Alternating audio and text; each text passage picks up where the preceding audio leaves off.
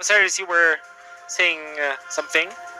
Yeah, because I really wanted to highlight if this was an experiment. I believe, yeah, somehow it is. Because on PH, we've seen them place so many kinds of heroes into their lineup. It was a synergy. After the draft, they secured the early game, Valir, Natalia, and Hayabusa. It means that they're going to take every buff, denying that carry for any potential early game spike or mid game spike to late game. So the Hilda pick, I think it was experimental in a way that they already secured the early game, and we just have someone who can just, buy time for us or do some offlane things.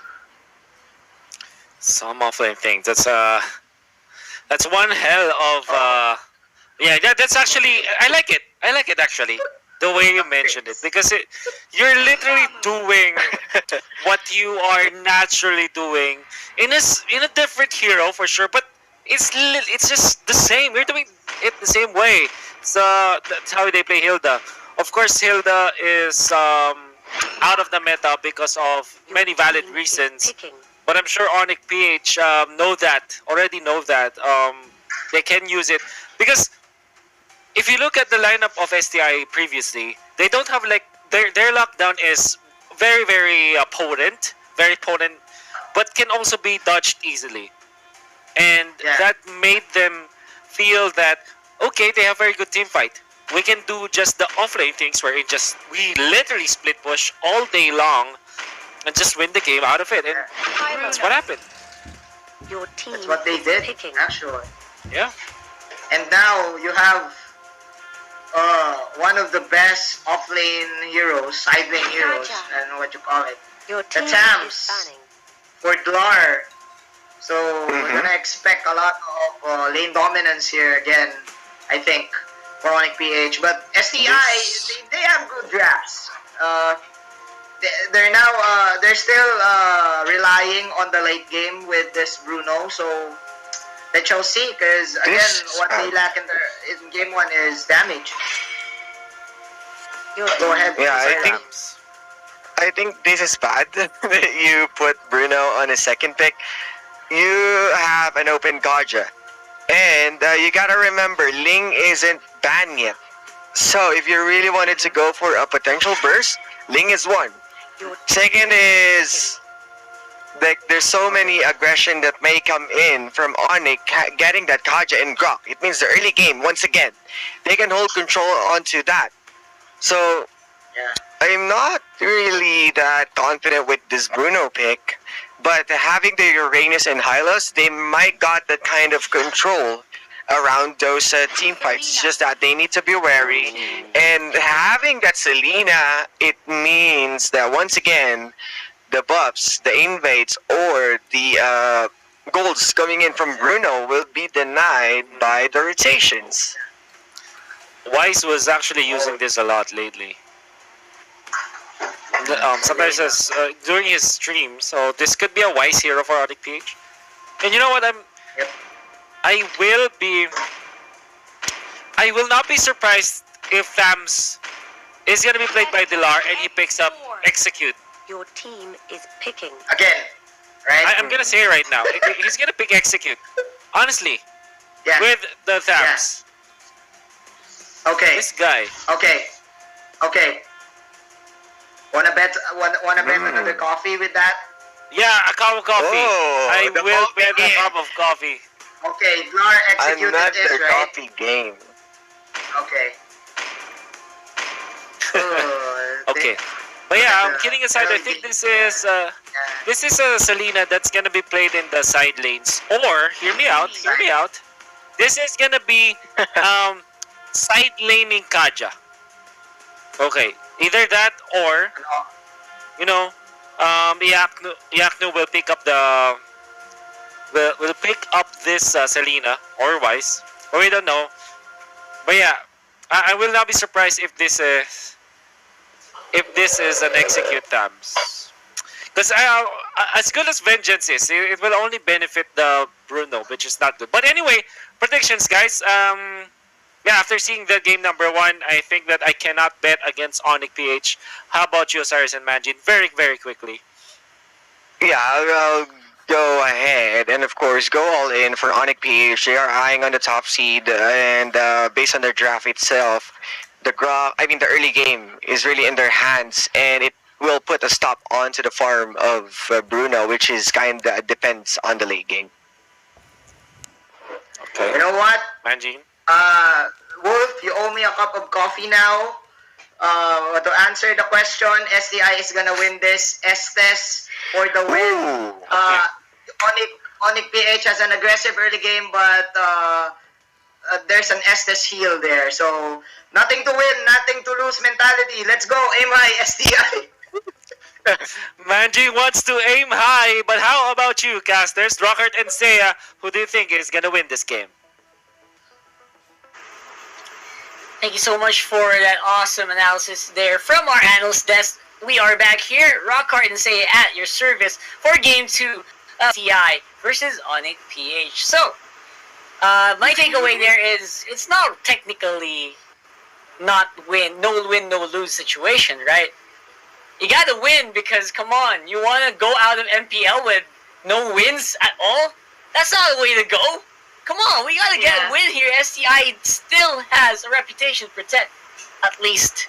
I mean, one win is better than 0 wins for a whole season, right? Yeah, yes.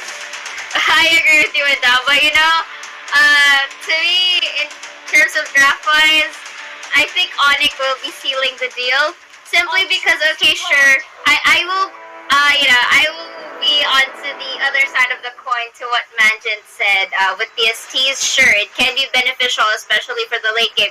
But the fact that once STs' kits is already utilized, the heals are used up, what more could STs really utilize of if ever he is the one to get targeted by the sides of Onic PH? So that's like a +1 run. And you know that this is Onic PH, so I don't think that they would be giving away scores anytime soon. Yeah, absolutely. I feel like STI Estes for the win is something good. I still don't like Arrival on export for some reason, but I think they're trying to pull off some cool Arrival play of their own. So, what do you think? I mean, how effective is the Estes gonna be in this matchup, considering, you know, there's actually a lot of instant deletion that can happen with that stun from Jade on Selena, right? Yes, I agree. Best bet that the STs could do rather here is priority to go with the Bruno. But again, going back, it looks like they will be poking each other's selves into the turtle side of the lane. And like what I said earlier, this Dockman right here will just be on the aid of the Bruno. Thomas will be going in, but of course, just proper harassing for the side of onic PH. And you can see how squishy both these Bruno and STs get. And like what I said, early game aggression is onto the hands of onic PH. Yep. Here we go for the aggression. I think this composition is meant to just go early. Yeah. Kimmy is one of the best early game marks that you can get because of the unlimited normal attacks that you can get. As long as you're protected, you can do damage. And I think that's been happening here over and over again. onic PH is actually quite solid. And that is a great gorgeous barrier flicker in by Wise. Wow! Wow, swag play there. Cool. What kind of massive flickers in front of a tower to get a kill? Wise, only Wise there. Yes, and we are now seeing some signs of aggression for onic PH right here. And like what you said, this Kimmy has a lot of lane bullying potential. Come early game flicker will be used alongside the Divine Judgment goes for the kill. And again, this is just a 1-by-1 pickup for onic PH. This is, I think this is a good game with a cup of tea or coffee, if you may, Rockhart. Because, like what our panelists, still on coffee. Like what our panelists say, it's just really, playing games. And speaking of playing games, looking right here, the Uranus will be taking a kill for himself, but they are too far from the safety net, and it looks like they will be forced to use a Revitalize right here, as Steez will be using his heals, but up to what extent they won't be getting a pick-off on that, simply because they lack the damage to do so. Yep, there's no way to answer the early game damage here of onic PH. That's probably why we're seeing a 1-3 so far with almost 2,000 gold lead in favor of the red side. There's just no way that they can answer it. I mean, they need to wait for Lembot to go super strong hyper carry mode. How long is that gonna take? And especially with the arrows hitting him and scaring him, how does he farm properly? These are the questions that need to be answered by STI. Yes, and that was a good Grok block right there by the Grok right here.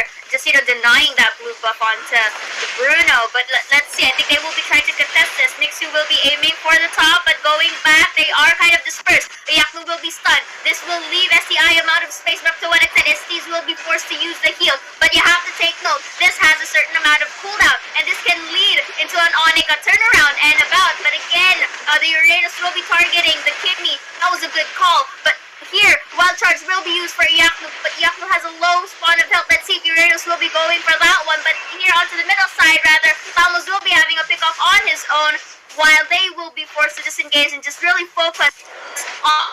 So it was a bit of a messy fight, but again, it's better to have at least, one casualty than have all of your teammates die. Yeah, a 1-for-1 actually is in favor of STI, considering they're the team that needs to farm a lot. So 1-for-1, Yes. okay, that's fine. I mean, we still got something. At least we didn't get flattened out or assassinated by, a Selena or a Divine Judgment from Oh My Venus. Again, Oh My Venus just so scary on that support at all times. And there's so much Yes. trust from Wise on Oh My Venus that Wise just goes inside, goes straight to the enemy, because he knows that Oh My Venus and Yaknu is nearby, ready to assist. So on the PH, they're really showing off their synergy. They're really showing off their momentum, and that is showing with the turtle as well. So far, we are now seeing 3 men onto the bottom side right here. Oh My Venus is gonna come. Let's see if he will be getting that Divine Judgment, and he's just forced to use this ult very early. There will be the arrow and the stun. Lard will be in a very sticky situation, but somehow just used the ult to go to safety. But you have to take note, Kimmy is gonna be here. Look at that damage that he just linked by Dockman and goes for that cleanup, and that was just beautiful execution by the side of Onic PH, and they will transition now into the jungle side of STI. But just looking at this one, Rockhart, this is the disadvantage. This is the disadvantage of having 3 men onto the same lane. They share EXP, and look at the damage that the Kimmy has. He has a lot of space. Goes for that cleanup with that. OMG, I think this is another maniac right here. Yes, indeed. And that was a beautiful fight for the side of Onic PH. And before anything else, Rockhart, I'd like to go back to the points earlier. This is the disadvantage of having a 3-man in the same lane. They share EXP, and that leaves an opportunity or open window for the core damagers of Onic PH to just really go in space and go and get the resources at hand. And you are seeing it with the damage output that the Kimmy brings. And again, they're using the Kimmy to its full potential. Wise doesn't even need a tank. He's just gonna go in. He's gonna go in and hit whoever he can reach. And there's just so much confidence. Look at that. Even with the healing going down from Duckman, everyone is still pretty battered and bruised. Monster kill. Ooh, speaking of battered and another bruised, one, look at monster that. kill. Yes. That is a beautiful fight for the side of Onic PH, and this is my point earlier onto the game. But again, Arrow, someone will be stunned, and they will go for the cleanup. See, this is the disadvantage of having STs up your sleeve. Sure, you're going for the late game, but you have to take note the consistency of your overall draft. And by consistency, that means it has to work with the early, middle, and late phases of our game. And this is what Onic PH is just simply doing, forcing out the ultimate heal of STs so that they could just really go for an easy in and go for a spree. Oh man, speaking of easy, what an easy kill on the top lane, even under tower. No effort at all from D-Lar there for the take, and now they're being really corralled into their base with everyone just watching every corner. Like, how do you get out of your base with Onic PH covering almost every side? D-Lar, he's actually cutting into those minion waves very heavily, and he can just walk wherever he wants. No one can do anything about it.